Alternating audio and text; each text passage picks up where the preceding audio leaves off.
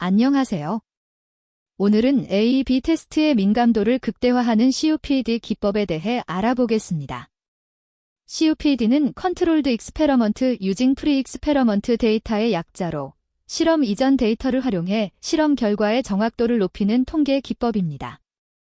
마이크로소프트가 제안했으며 넷플릭스와 도어대시 같은 글로벌 기업들이 실무에 적용하고 있습니다. 이 강의를 통해 CUPD의 원리부터 실무 구현까지 완벽하게 마스터해 보겠습니다. 오늘 다룰 내용은 다음과 같습니다. CUPD의 기본 개념과 동작 원리를 이해하고 분산 감소의 수학적 배경을 살펴봅니다. 이어서 최적의 공별량 선택 전략과 다중 공별량 적용 방법을 배웁니다. 통계적 검정 방법과 검정력 향상 효과를 분석하고 실무 구현 파이프라인을 구축해 보겠습니다. 마지막으로 CUPD의 한계와 대안 기법, 그리고 실전 케이스 스터디까지 다룹니다. CUPD는 Controlled Experiment Using Pre-Experiment Data의 약자입니다. 이름 그대로 실험 이전의 데이터를 활용하여 실험의 민감도를 높이는 기법입니다. 2013년 마이크로소프트 연구팀이 처음 발표했으며 현재는 넷플릭스, 도어대시, 우버 등 많은 기업에서 표준적으로 사용되고 있습니다. 핵심 아이디어는 간단합니다. 사용자의 과거 데이터를 활용해 현재 실험 지표의 노이즈를 줄이는 것입니다. 그렇다면 왜 CUPD가 필요할까요? 일반적인 A/B 테스트의 가장 큰 문제는 사용자 행동의 높은 분산입니다. 분산이 높으면 작은 효과를 감지하기 위해 아주 많은 표본이 필요합니다.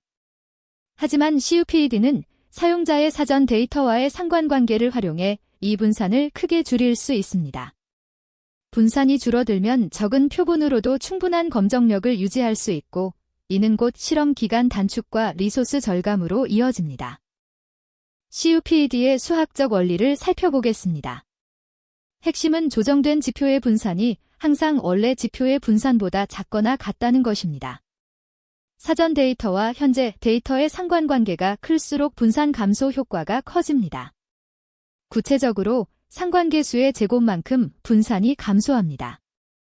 예를 들어 상관계수가 0.9라면 분산을 약 19%까지 줄일 수 있고 0.8이면 약 36% 감소시킬 수 있습니다. CUPD의 성공은 좋은 공별량 선택에 달려 있습니다. 가장 이상적인 공별량은 실험 기간 이전의 동일한 지표입니다. 구매 매출을 측정한다면 이전 기간의 구매 매출이 최적입니다. 이 외에도 사용자의 과거 행동 데이터, 세션 횟수, 체류 시간, 인구 통계학적 변수, 디바이스 타입 등도 유용한 공별량이 될 수 있습니다. 중요한 것은 공별량이 실험 처리에 영향을 받지 않아야 한다는 점입니다. 단일 공별량도 효과적이지만 여러 공별량을 동시에 사용하면 분산 감소 효과를 더욱 극대화할 수 있습니다. 회귀 분석을 통해 각 공별량의 기여도를 가중치로 반영하는 방식입니다. 하지만 주의할 점이 있습니다. 공별량 간의 상관관계가 높으면 다중 공선성 문제가 발생할 수 있습니다. 따라서 서로 독립적이거나 낮은 상관관계를 가진 공별량을 선택하는 것이 좋습니다. 지금까지 CUPD의 원리를 살펴봤으니 실제 코드로 구현해 보겠습니다. 이 코드에서는 사전 데이터와 현재 데이터의 상관관계를 바탕으로 세이터 값을 계산합니다. 세이터는 사전 데이터와의 공분산을 사전 데이터의 분산으로 나눈 값입니다. 이 세이터를 사용해 CUPD 조정 지표를 계산하고 분산 감소율을 확인합니다. 상관관계가 높을수록 분산 감소율이 크게 나타납니다. CUPD를 실험에 적용할 때 중요한 규칙이 있습니다. 세이터 개수는 전체 사용자 데이터를 기준으로 한 번만 계산해야 합니다. 통제 그룹과 처리 그룹 각각에서 따로 계산하면 안 됩니다. 두 그룹 모두 동일한 세이터를 사용해야 편향이 발생하지 않습니다. 이후 각 그룹에 조정된 지표 평균을 비교하여 실험의 효과 크기를 추정합니다. 이 코드는 실험 그룹별로 CUPD를 적용하는 함수입니다. 전체 데이터에서 세이터를 한 번 계산한 후 통제 그룹과 처리 그룹에 모두 동일한 세이터를 적용합니다. 함수는 각 그룹에 조정된 지표 평균과 표준 편차, 사용자 수를 반환합니다. 이 결과를 바탕으로 효과 크기와 통계적 유의성을 평가할 수 있습니다. CUPD 적용 후에는 조정된 지표를 대상으로 기존과 동일한 통계 검정을 수행합니다. T검정이나 신뢰 구간 계산 방법은 바뀌지 않습니다. 다만 입력 데이터의 분산이 감소했기 때문에 신뢰 구간이 좁아지고 P값이 더 작아집니다. CUPD는 검정 방법을 바꾸는 것이 아니라 데이터의 품질을 높여 기존 검정의 성능을 향상시키는 기법입니다. CUPD 적용 후의 통계 검정 코드를 보겠습니다. 전체 데이터로 세이터를 계산하고 각 그룹의 동일한 세이터로 CUPD를 적용합니다. 그 후 조정된 지표로 T검정을 수행하여 리프트와 P밸류를 계산합니다. 일반적인 T검정 코드와 거의 동일하지만 입력 데이터가 CUPD로 조정되었다는 점이 다릅니다. CUPD의 가장 큰 장점은 검정력 향상입니다. 분산이 감소하면 필요 표본 크기가 줄어듭니다. 상관계수가 0.8인 공별량을 사용하면 분산이 약 36% 감소하고 필요 표본 크기는 64%로 줄어듭니다. 이는 실험 기간을 약 36% 단축할 수 있음을 의미합니다. 상관계수가 0.9라면 표본 크기를 절반 이하로 줄일 수 있습니다. 실무에서 CUPD를 구현하려면 4단계 파이프라인을 따릅니다. 첫째, 실험 시작 전 사용자의 사전 데이터를 수집합니다. 둘째, 실험 종료 후 사전 데이터와 현재 데이터의 상관관계를 분석합니다. 셋째, 세이터를 계산하고 조정된 지표를 생성합니다.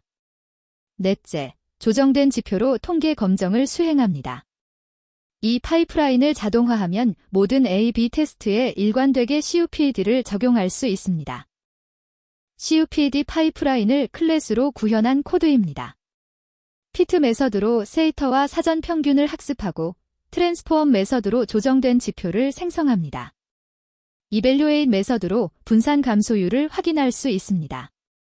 사이키트런 스타일의 인터페이스를 따르므로 기존 머신러닝 파이프라인에도 쉽게 통합할 수 있습니다. CUPD에도 한계가 있습니다. 가장 큰 한계는 사전 데이터가 없는 신규 사용자에게 적용하기 어렵다는 점입니다. 또한 공별량이 실험 처리와 연관되어 있으면 편향이 발생할 수 있습니다. 이를 보완하기 위해 CUPAC 기법이 제안되었습니다. CUPAC는 머신러닝 모델이 예측한 값을 공별량으로 사용하는 방식으로 더 다양한 정보를 활용할 수 있습니다. 델터 메서드는 매트릭의 비율 변화를 분석하는 고급 기법입니다. 실제 이커머스 사례를 살펴보겠습니다. 어느 이커머스 회사가 결제 페이지 개편으로 구매 전환율을 2% 향상시키고자 했습니다. 기존 분석으로는 5주간의 실험이 필요했습니다. 하지만 CUPD를 적용하여 사용자의 과거 30일 구매 데이터를 공별량으로 사용하자 분산이 40% 감소했습니다. 그 결과 3주면 충분한 검정력을 확보할 수 있었고 실험 기간이 40% 단축되었습니다. 이 코드는 이커머스 실험에 CUPD를 적용한 전체 예제입니다. 사전 30일 구매 금액을 공별량으로 사용하고 처리 그룹에 2%의 효과를 부여합니다. CUPD 적용 후 T검정을 수행하여 리프트와 P밸류를 확인합니다. 실제 환경에서는 데이터베이스에서 사용자 데이터를 조회하여 동일한 방식으로 적용할 수 있습니다. 오늘 배운 내용을 정리하겠습니다. CUPD는 사전 데이터를 활용해 A/B 테스트의 분산을 감소시키는 강력한 기법입니다. 적절한 공별량 선택과 올바른 적용 방법만 숙지하면 어떤 A/B 테스트에도 즉시 적용 가능합니다. 실험 기간 단축과 검정력 향상이라는 실무적 이점이 매우 큽니다. 다음 강의에서는 CUPAC와 델터 메서드 등 더 고급 기법을 다룰 예정입니다. 오늘 CUPD 기법에 대해 알아봤습니다. A/B 테스트의 정확도를 높이는 데 CUPD를 활용해 보시길 바랍니다. 감사합니다.